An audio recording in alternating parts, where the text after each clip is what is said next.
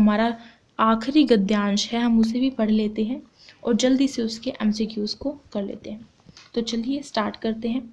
बेटे की क्रिया कर्म में तूल नहीं किया, पोतूह से ही आग दिलाई उसकी।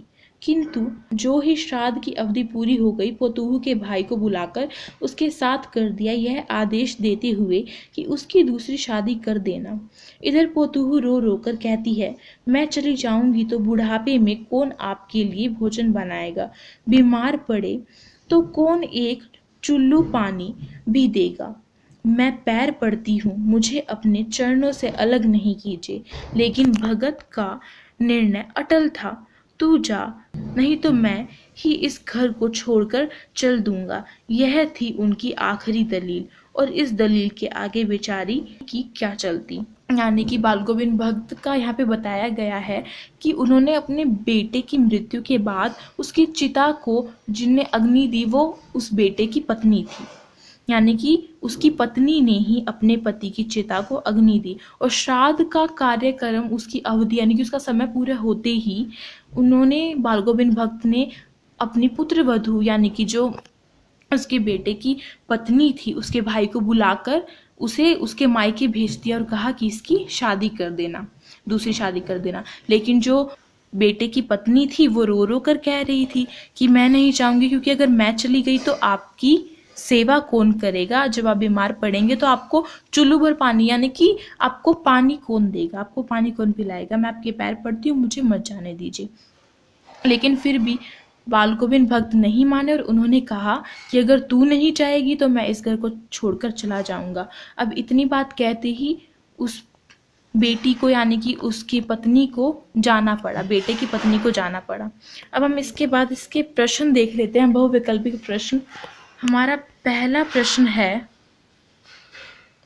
बाल गोविंद ने बेटे के शव को किससे आग दिलाई। ये बात हमें गद्यांश के स्टार्टिंग में ही बता दी गई थी, लाइन में, स्टार्टिंग की लाइन में, कि उनके बेटे की चिता को उसकी पत्नी ने ही आग दी थी।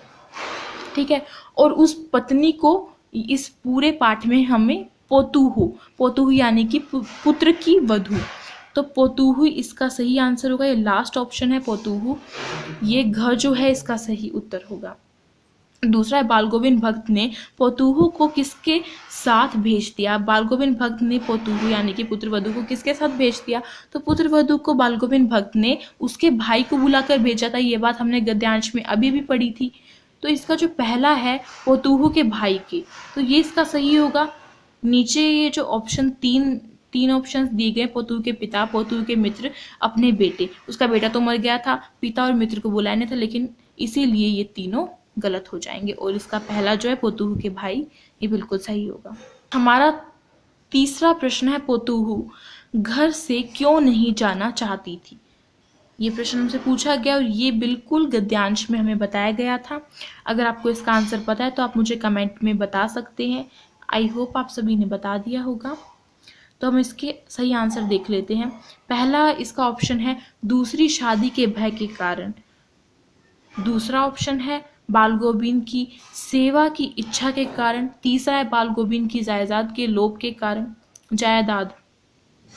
के कारण। और चौथा है अपनी गरीबी के कारण। तो यहाँ पे तीनों ही ऑप्शंस जो है वो गलत हो जाएंगे कि दूसरी शादी के भय से नहीं, उसे दूसरी शादी का भय नहीं था, ना ही उसे उसकी बाल गोविंद भक्त की जायदाद का लोभ था, और ना ही वो अपनी गरीबी के कारण यहाँ से जाना चाहती थी, बल्कि वो बाल गोविंद भक्त की सेवा की इच्छा से नहीं जाना चाहती थी। तो हमारा चौथा प्रश्न है, बाल गोविंद भक्त ने ऐसा क्या कहा जिससे पोतूह को घर छोड़कर जाना पड़ा। तो इसका ऑप्शंस देख लेते हैं। दूसरी शादी करने की बात, दूसरा है नया जीवन शुरू करने की बात, तीसरा है स्वयं के घर छोड़कर जाने की बात, और चौथा है हृदय को पीड़ा पहुंचने वाली बात। ये बात बिल्कुल हमें गद्यांश की आखिर की लाइन में दी गई है। देखिए यहाँ पे था कि नहीं तो मैं इस घर को छोड़कर चल दूंगा। तो इसमें उन्होंने बाल गोविंद भक्त ने यही दलील की थी कि अगर तू नहीं चाहेगी तो मैं इस घर को छोड़कर चला जाऊंगा। तो हमें प्रश्न भी यही पूछा गया है कि उन्होंने ऐसा क्या कहा कि वो घर को छोड़कर जाना पड़ा। पोतू को घर को छोड़कर जाना पड़ा। अब यहाँ पर इसका सही उत्तर होगा स्वयं के घर को छोड़कर जाने की बात। यहाँ पे स्वयं के घर को छोड़कर जाने की बात बालगोविंद भक्त जो थे, बालगोविंद भक्त ने यही कहा था कि अगर तू नहीं जाएगी तो मैं इस घर को छोड़कर चला जाऊंगा। और ये बात पोतूहू को बड़ी ही बुरी लगी कि वो अपने स्वयं के घर को छोड़कर चले जाएंगे, इससे अच्छा है कि मैं चली जाती हूँ। तो इसीलिए तीसरा जो है वो इसका सही है, स्वयं के घर को छोड़कर जाने की बात। आखिरी प्रश्न देख लेते हैं, 5वां प्रश्न। दलील शब्द का पर्यायवाची बताइए। यहाँ पे दलील शब्द का पर्यायवाची पूछा गया है, तो इसके 4 ऑप्शन है। पहला है तर्क, दूसरा है आज्ञा, तीसरी है बात, चौथा है कथन। दलील शब्द का पर्यायवाची बताइए। तो जो दलील का शब्द है उसका अर्थ ही यही होता है कि अपनी बात को रख देना। तो इसका जो पहला है तर्क, ये बिल्कुल सही आंसर है, ये बिल्कुल सही उत्तर होगा इस प्रश्न का, करेक्ट है ये आंसर।